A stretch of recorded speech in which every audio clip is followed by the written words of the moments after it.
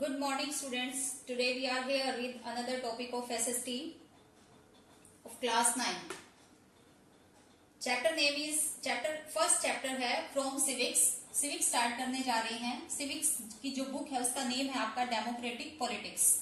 आप जो आपके पास रफ नोटबुक या कोई लास्ट ईयर की रिमेनिंग नोटबुक है, कुछ बचे हुए पेजेस उसमें है, तो उसमें आप चैप्टर नेम प्लस बुक का नेम सिविक्स स्टार्ट कर रहे हैं. जो ज्योग्राफी का चैप्टर है वो प्रीवियस वीडियो में कंप्लीट हो चुका था.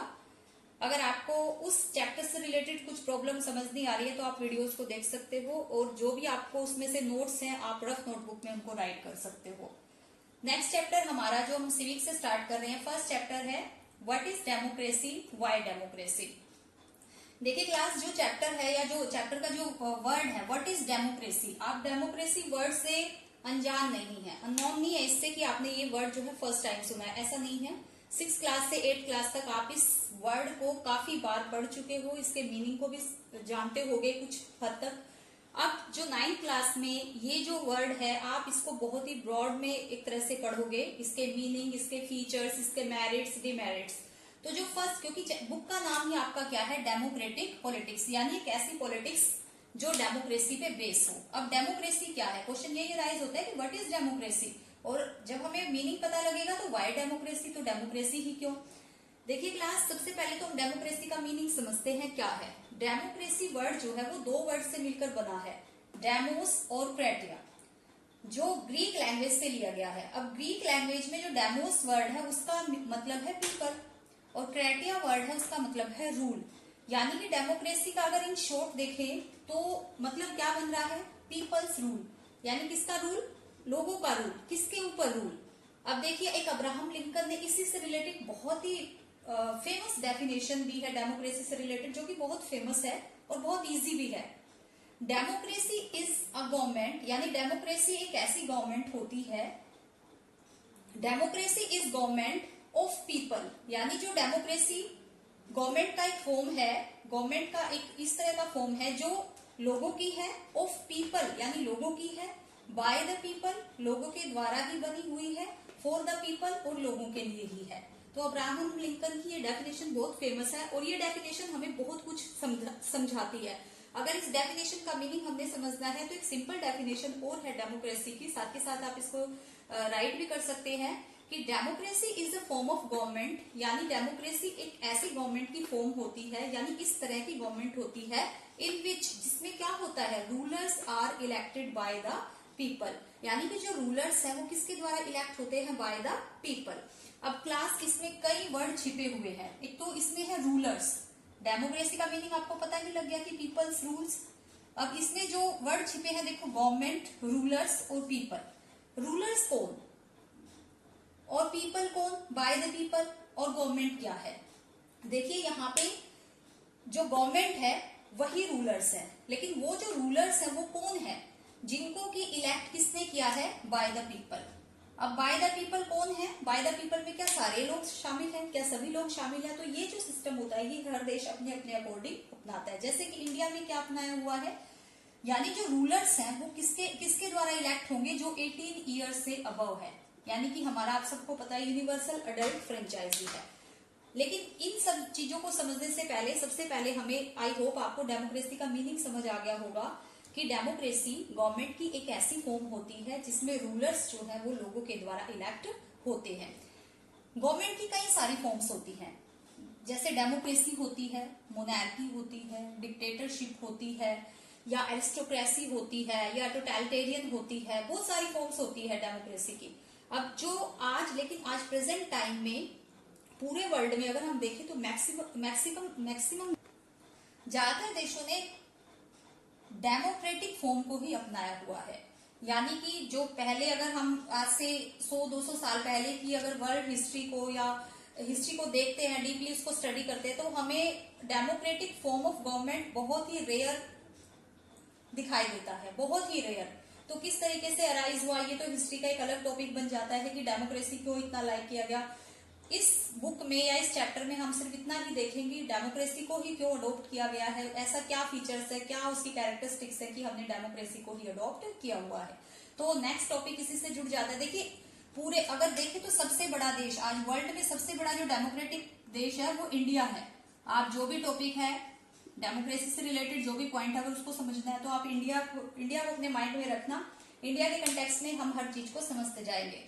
अब डेमोक्रेसी के मीनिंग के बाद ये दोनों डेफिनेशन भी आपने राइट करनी है, अब्राहम लिंकन की डेफिनेशन और ये सिंपल डेफिनेशन है डेमोक्रेसी की।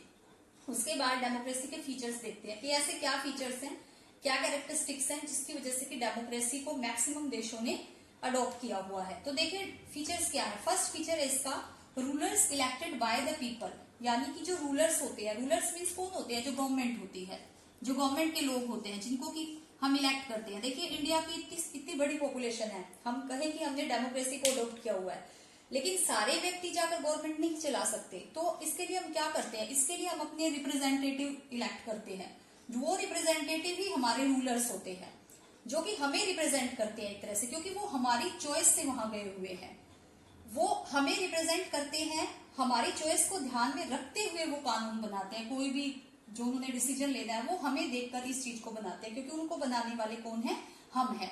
तो rulers elected by the people. तो सबसे बड़ा फीचर्स क्या होगा डेमोक्रेसी का कि जो रूलर्स है वो लोगों के द्वारा इलेक्ट किया जाएगा। अब देखो जब इलेक्ट किया जाना है तो उसके लिए किस चीज की जरूरत होगी, क्योंकि उसने क्या करना है, उसने डिसीजंस लेने हैं। किसके लिए, हमारे लिए। जो रूलर्स होता है वो अकाउंटेबल होता है। अकाउंटेबल हम सब के लिए होता है, वो आंसरेबल होता है, अकाउंटेबल होता है। क्यों होता है, क्योंकि हमने उसको इलेक्ट करके भेजा है, वो हमें रिप्रेजेंट कर रहा है और उसने हमारे लिए टेक ऑल द डिसीजन, हमारे लिए सारे डिसीजंस लेने हैं। अब जो डिसीजंस वो लेगा, इलेक्ट होके गया है, तो उसके लिए प्रोसेस चाहिए। तो सेकंड फीचर इससे क्या जुड़ जाता है, इलेक्शंस। सेकंड फीचर्स क्या जुड़ता है, इलेक्शन, क्योंकि इलेक्शंस के थ्रू ही तो वो इलेक्ट होके जाएगा। अब इलेक्शन कैसे, देखिए एक इलेक्शन तो कहीं भी हो सकते हैं, डिक्टेटरशिप कंट्री में भी हम इलेक्शन करा सकते हैं। तो जैसे चाइना है आज के टाइम में, आगे हम इसको बहुत डीपली पढ़ेंगे, एक देश का एग्जांपल इसके साथ जुड़ा हुआ है, लेकिन अभी आपने सिर्फ इसको ब्रीफ में ही समझना है कि क्या मेन पॉइंट्स होते हैं। तो इलेक्शन कैसे होने चाहिए, फ्री एंड फेयर होने चाहिए। यानी कि बेस्ट डेमोक्रेसी का फीचर यही होगा कि जहां पे इलेक्शन जो होंगे वो फ्री एंड फेयर होंगे, यानी कि किसी के प्रेशर में नहीं होंगे, वो उनमें ट्रांसपेरेंसी होगी, वो मतलब सभी को वो एक इक्वालिटी बेस्ड इलेक्शन होंगे। ये नहीं होगा कि कोई फोर्सफुली उनको करा रहा है या उनके रिजल्ट पर कोई फोर्सफुली अपना इफेक्ट डाल रहा है। तो एक डेमोक्रेसी का बेस्ट फीचर क्या होता है, फ्री एंड फेयर इलेक्शंस। अब फ्री इलेक्शन में क्या होता है, देखिए सारे पॉइंट्स एक दूसरे से जुड़ रहे हैं, ध्यान देना स्टूडेंट्स, पॉइंट्स एक दूसरे से जुड़ रहे हैं। रूलर्स को इलेक्ट कर रहे हैं पीपल, इलेक्ट करने के लिए क्या मेथड अपना रहे हैं, इलेक्शंस। अब इलेक्शंस में क्या होता है, वोटिंग, ऑब्वियस है वोटिंग होती है। तो वोटिंग कैसी होनी चाहिए, अब देखिए 1 पर्सन 1 वोट 1 वैल्यू, ये बहुत इंपॉर्टेंट पॉइंट है। जो वोट डाल रहा है वो एक व्यक्ति हो तो उसके वोट की एक जैसी, ये नहीं है कि अमीर व्यक्ति के वोट की वैल्यू अलग होगी, गरीब व्यक्ति के वोट की वैल्यू अलग होगी। जो वोटिंग सिस्टम है वो इक्वालिटी बेस्ड होना चाहिए, यानी कि सभी के वोट की वैल्यू एक जैसी हो। अब जैसे कि हमने अपने प्राइम मिनिस्टर मोदी को इलेक्ट किया हुआ है, आप देखें इंडिया में, तो ऐसा थोड़ी है कि किसी अमीर व्यक्तियों की वोटिंग से, अमीर व्यक्तियों ने जो वोट डाली है उनकी कुछ अलग वैल्यू निकाल, ऐसा थोड़ी है। एक गरीब व्यक्ति ने भी अगर उसको वोट दी है तो इतनी ही इंपॉर्टेंस वो रखता है, और अगर एक अमीर व्यक्ति ने वोट दी है तो उसकी वोटिंग की वैल्यू उतनी ही मानी जाती है। तो ये भी एक बहुत बेस्ट फीचर होता है डेमोक्रेसी का, 1 पर्सन 1 वोट एंड 1 वैल्यू। या ऐसा भी नहीं है, जैसे बहुत सारे ऐसे देश हैं जहां पर सिर्फ जैसे मेंस जो होते हैं वो वोट डालते हैं, वुमेन को वोटिंग राइट नहीं होता, या और भी बहुत सारे, लेकिन हमारे देश में ऐसा नहीं है। जो भी व्यक्ति चाहे किसी भी कास्ट, किसी भी रिलीजन, कोई भी है, उसके वोट की सेम वैल्यू मानी जाती है। तो एक डेमोक्रेसी का बेस्ट फीचर ये भी है। फोर्थ फीचर क्या है डेमोक्रेसी का, रूल ऑफ लॉ। अब हमने इलेक्शन के थ्रू वोट डाल के अपने रूलर्स को इलेक्ट कर दिया, वो हमें रिप्रेजेंट कर रहे हैं, तो अब उनके ऊपर भी तो कुछ इस तरह का सिस्टम होना चाहिए ना, जो एक सिस्टम हो जिसके अकॉर्डिंग वो काम करेंगे। वो सिस्टम क्या है, एक तरह का कॉन्स्टिट्यूशन हमारा, की कुछ रूल्स रेगुलेशन है जिनके अकॉर्डिंग वो भी काम करेगा। ये तो है नहीं हमने उसको इलेक्ट कर दिया और वो अपनी मर्जी से कोई काम करेगा। ऐसे कुछ ऐसे रूल ऑफ लॉ होते हैं, ऐसे कानून होते हैं जो हम सब ने, जिनसे हम सब एग्री हैं, हमने सब उन सब रूल्स रेगुलेशंस को हमने माना हुआ है, जैसे कि हमारे यहाँ पे कॉन्स्टिट्यूशन की फॉर्म में है वो हमारे साथ। तो रूल ऑफ लॉ उनकी रिस्पेक्ट हो, रूल ऑफ लॉ यानी कानून का शासन हो, एंड रिस्पेक्ट फॉर राइट्स, और जो राइट्स एक कॉन्स्टिट्यूशन के थ्रू गिवन होते हैं वो राइट्स जो है उनके लिए जो रूलर्स हैं वो रिस्पेक्ट करते हो एक तरह से उन राइट्स को। ये नहीं है कि किसी के राइट्स के साथ वो कुछ गलत कर रहे हैं, इनजस्टिस कर रहे हैं, उन राइट्स को कम या ज्यादा कर रहे हैं। यानी कि जो रूल ऑफ लॉ है, जो कानून बना हुआ है, वो रूलर्स उसके अकॉर्डिंग ही काम करेंगे। तो ये बेस्ट फीचर होते हैं डेमोक्रेसी के। जिस देश में ये फीचर पाए जाते हैं वो एक बेस्ट डेमोक्रेटिक देश माना जाता है। जैसे कि इंडिया में जो अब यहाँ से अब इन जो फीचर्स को आप अपने से जोड़ो। हमारे जो प्राइम मिनिस्टर मोदी, अब हम सिर्फ एक प्राइम मिनिस्टर मोदी की बात नहीं कर रहे हैं, यहाँ पे रिप्रेजेंटेटिव्स वो होते हैं। जैसे हमारे यहाँ पे इलेक्शंस के बहुत लेवल्स होते हैं, आप लोकल लेवल से अपने रिप्रेजेंटेटिव को इलेक्ट करना शुरू करते हो और आप प्राइम मिनिस्टर तक पहुंचते हो। तो वो सारे रिप्रेजेंटेटिव्स लोगों के द्वारा इलेक्ट किए जाते हैं। इंडिया में सेम चीज है, फ्री एंड फेयर इलेक्शन होता है। हमारा एक इलेक्शन कमीशन है जो free and fair election conduct कराता है। हमारे यहाँ पे सेम चीज है, एक व्यक्ति की एक वोट की एक ही वैल्यू है। और हमारे यहाँ पर क्या होता है, रूल ऑफ लॉ यानी कि कानून का शासन है और सभी के राइट्स को रिस्पेक्ट दी जाती है। तो ये आज आपका टॉपिक है। बहुत मतलब मैंने स्टार्टिंग आपको समझा दी है इस चैप्टर की।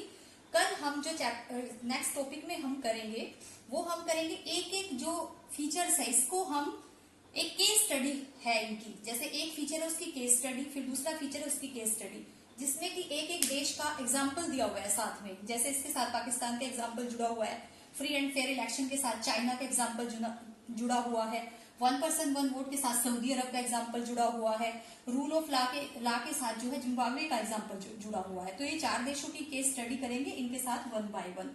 ये आपका चैप्टर है। आई होप आपको चैप्टर अच्छे से समझ आ गया होगा। देखिए मैंने छोटा ही टॉपिक आज कराया है, तो आप जो बेसिक चीजें हैं इस चैप्टर की, यानी कि आज अपनी रफ नोटबुक में जो आपके पास है उसमें आप क्या राइट करेंगे, डेमोक्रेसी का मीनिंग, ये आपका होमवर्क है। साथ के साथ ही बता रही हूँ आपको, डेमोक्रेसी का मीनिंग ये सबसे स्टार्टिंग में लिखेंगे। उसके बाद अब्राहम लिंकन की डेफिनेशन बहुत इंपॉर्टेंट है, इसको समझेंगे भी, राइट भी करेंगे। उसके बाद डेमोक्रेसी की सिंपल डेफिनेशन जो गिवन है आप इसमें से ही देखकर इसको राइट करेंगे। और उसके बाद नेक्स्ट जो टॉपिक है आप लिखेंगे कि what are the features of democracy, what are the main features of democracy, जिसमें कि आप ये 4 फीचर्स अपनी नोटबुक में राइट करेंगे, फर्स्ट, सेकंड और थर्ड। तो आज की वीडियो में इतना ही। Thank you so much.